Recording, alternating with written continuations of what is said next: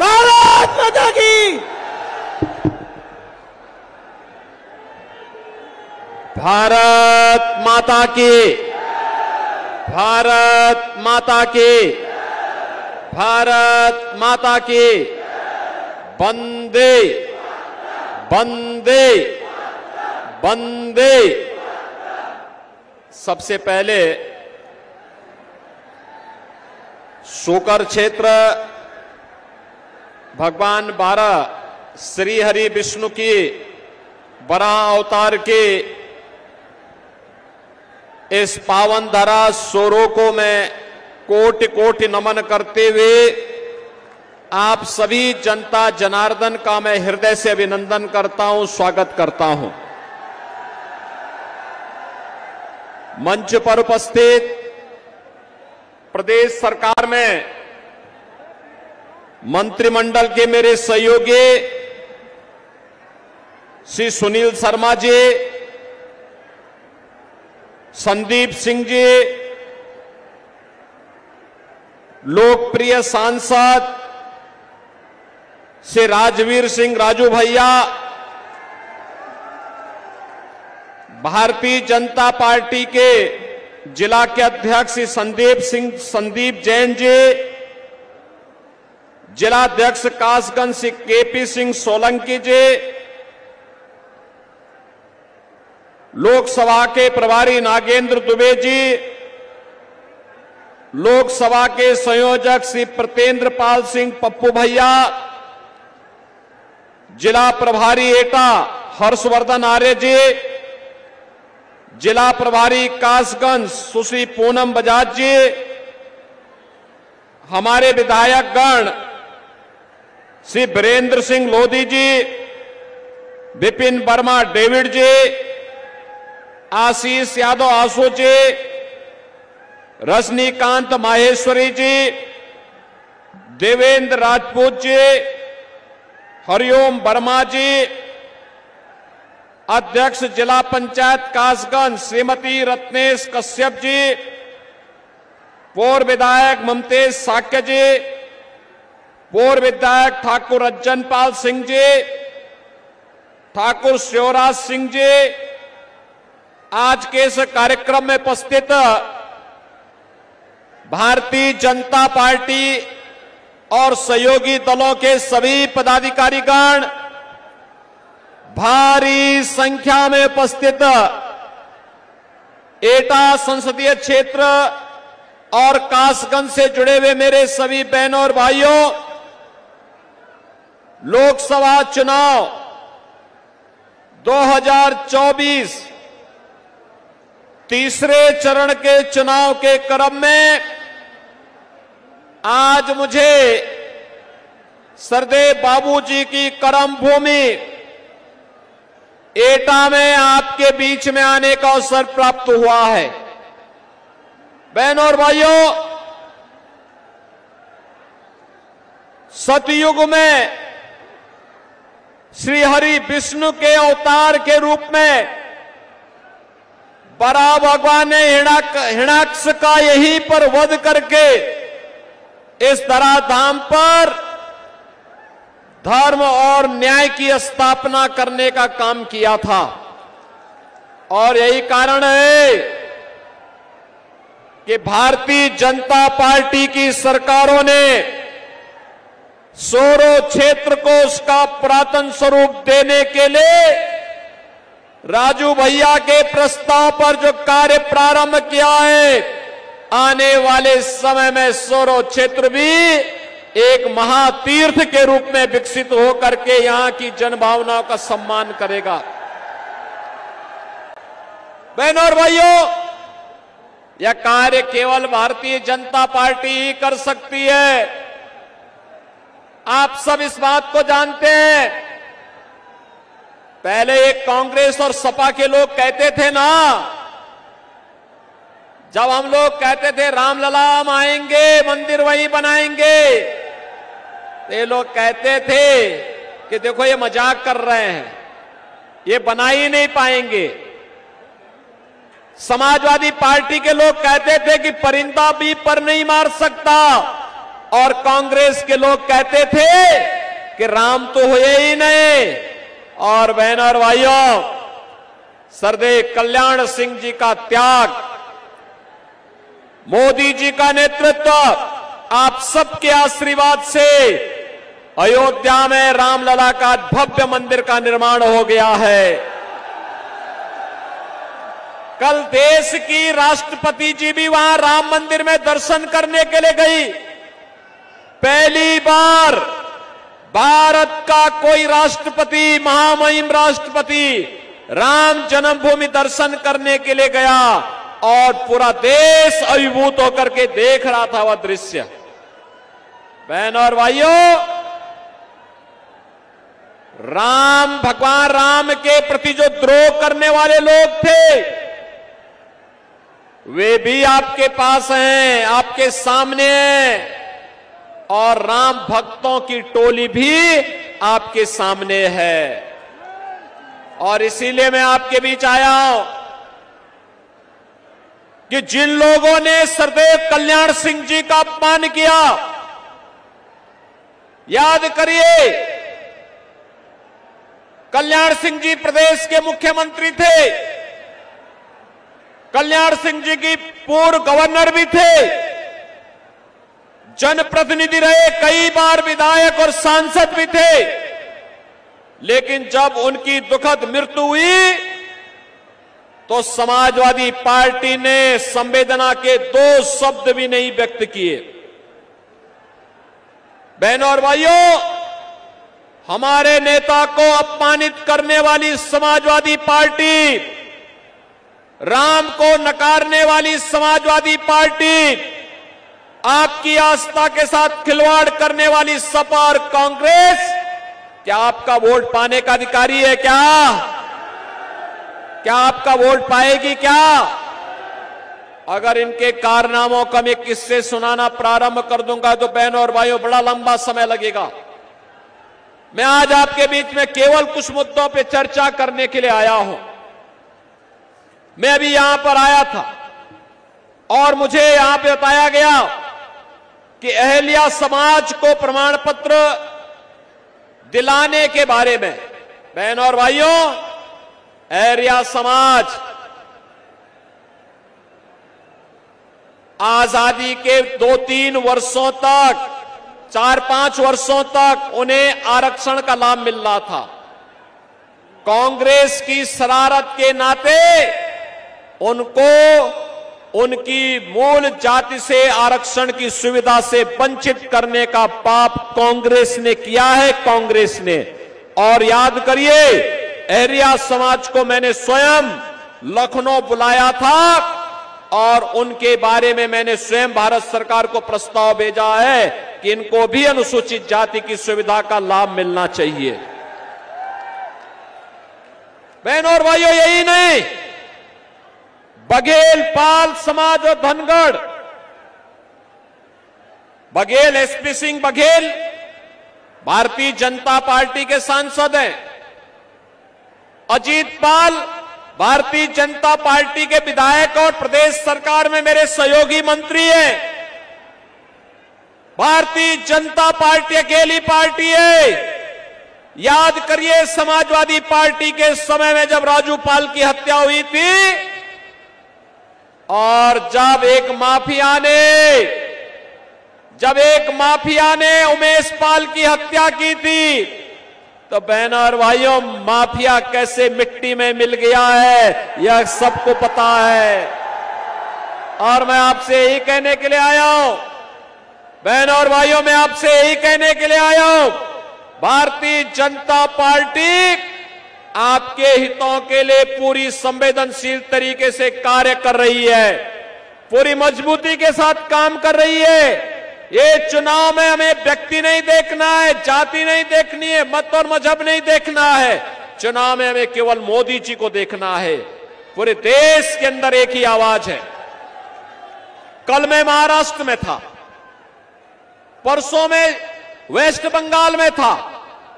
मुझे अब तक 8 राज्यों में जाने का अवसर प्राप्त हुआ और बहनों और भाइयों, 8 राज्यों में जो माहौल है वह माहौल है हर जनता एक ही स्वर से बोल रही है कि फिर एक बार पूरा पंडाल एक साथ बोले, जिससे दिल्ली तक आपका स्वर गूंजे। फिर एक बार बहनों और भाइयों, जो मोदी सरकार का स्वर गूंज रहा है ना पूरे देश के अंदर, ये वैसे ही नहीं है। मोदी जी के नेतृत्व में 10 वर्ष में देश की कायाकल्प करने का जो कार्य हुआ है, आज उसके प्रति मोदी जी को कृतज्ञता ज्ञापित करते हुए आशीर्वाद जनता जनार्दन का प्राप्त हो रहा है। और उसी के लिए मैं आपका आह्वान करने के लिए आया हूं।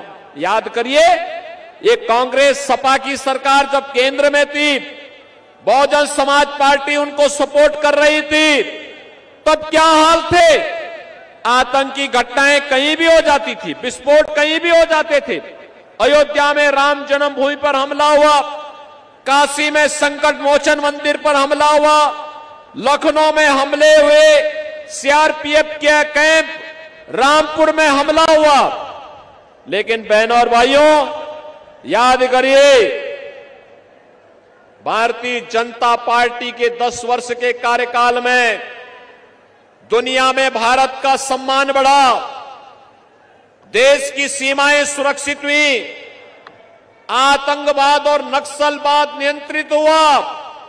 अब तो कहीं पे जोर से पटाखा फट जाए तो पाकिस्तान सफाई देता है कि मेरा हाथ नहीं है। बहनों और भाइयों, ये होती है देश की धमक, और ये मोदी जी के नेतृत्व में हो पाया। और मैं इसीलिए आज आपसे कहने के लिए आया हूं, विकास के कार्य हो रहे हैं, highway, railway, metro, 1 district 1 medical college, एटा में भी मेडिकल कॉलेज बना, कासगंज में मेडिकल कॉलेज बनाने की कार्रवाई प्रचलित है। और बहनों और भाइयों, मैं आपसे ये भी कहने के लिए आया हूं कि देश के अंदर विकास के जो कार्य हुए, आत्मनिर्भर और विकसित भारत को आगे बढ़ाने के कार्यक्रम के तहत हर चेहरे पर खुशहाली लाने के लिए मोदी जी के नेतृत्व में हुआ है। बहनों और भाइयों, गरीब कल्याणकारी योजनाओं का कार्य किस हद तक हुआ? 80 करोड़ गरीब राशन का सुविधा का लाभ प्राप्त कर रहे हैं। 60 करोड़ लोगों को आयुष्मान भारत की 5 लाख रुपए की सुविधा प्राप्त हो रही है। 50 करोड़ लोगों को जनधन अकाउंट खोल करके कांग्रेस और सपा बसपा के लूट से मुक्ति दिलाने का काम किया गया है। और यही नहीं, 12 करोड़ किसानों को किसान सम्मान निधि, 12 करोड़ घरों में शौचालय का निर्माण, 10 करोड़ गरीबों के घर में उज्ज्वला योजना का रसोई गैस का सिलेंडर पहुंचना। और हमने तो उत्तर प्रदेश में यह भी किया है कि हर उस उज्ज्वला योजना का कनेक्शन धारी को होली और दीपावली में फ्री में रसोई गैस के सिलेंडर भी उपलब्ध करवाने का काम करेंगे। हम तो उपलब्ध करवा रहे हैं। 4 करोड़ गरीबों के घर में मकान बन गए। बहनों और भाइयों, इतना काम मोदी जी के नेतृत्व में। और मोदी जी ने कहा है अगले 5 वर्ष में 3 करोड़ अन्य लोगों को मकान देंगे। राशन की सुविधा 5 वर्ष तक लगातार जारी रहेगी। आयुष्मान भारत की सुविधा भी जारी रहेगी। मैं तो आपसे कहने के लिए आया हूं, बहनों और भाइयों, कांग्रेस और सपा के गठबंधन से सावधान हो जाइए। कांग्रेस और सपा का गठबंधन 2 काम करने के लिए आया है। एक, उसने अपने मैनिफेस्टो में क्या कहा है?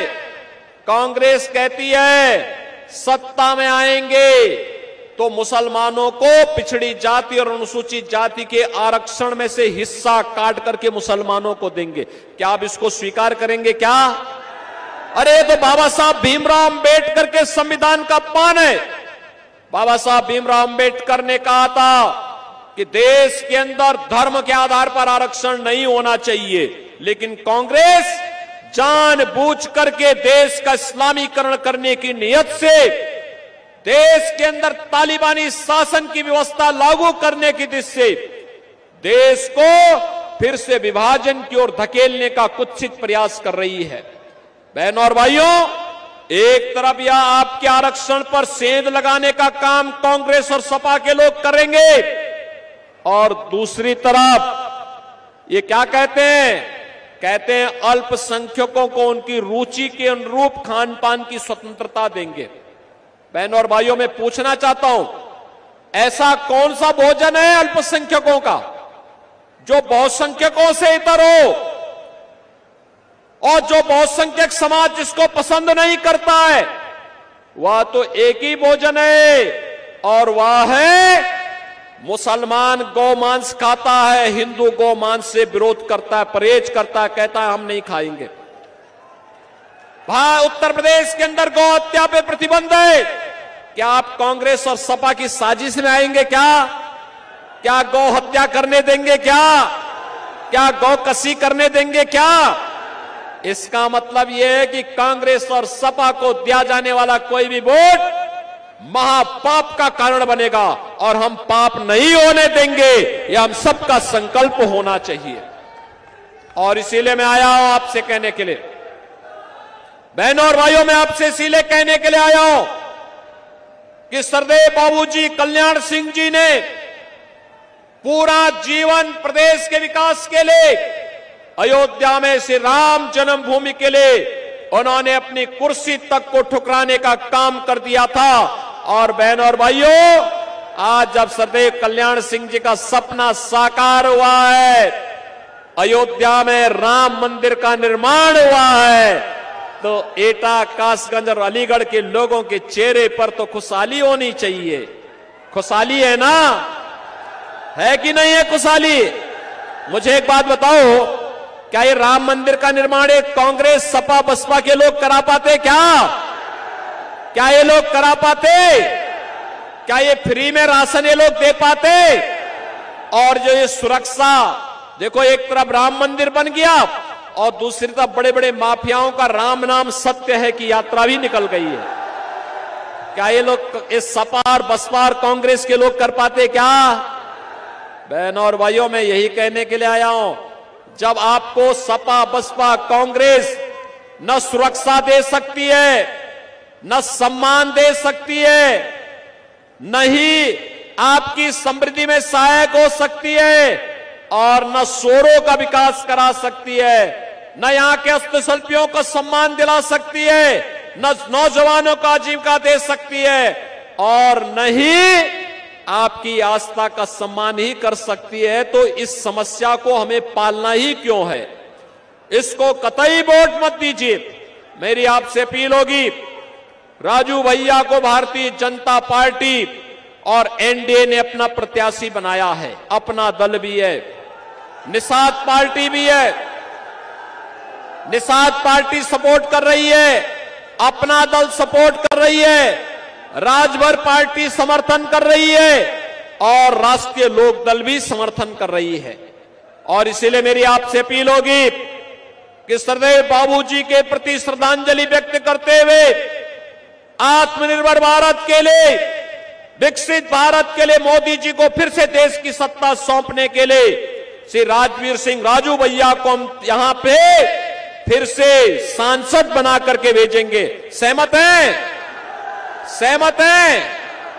पूरा एटा और कासगंज के लोग इस आवाज को घर घर तक पहुंचाएंगे।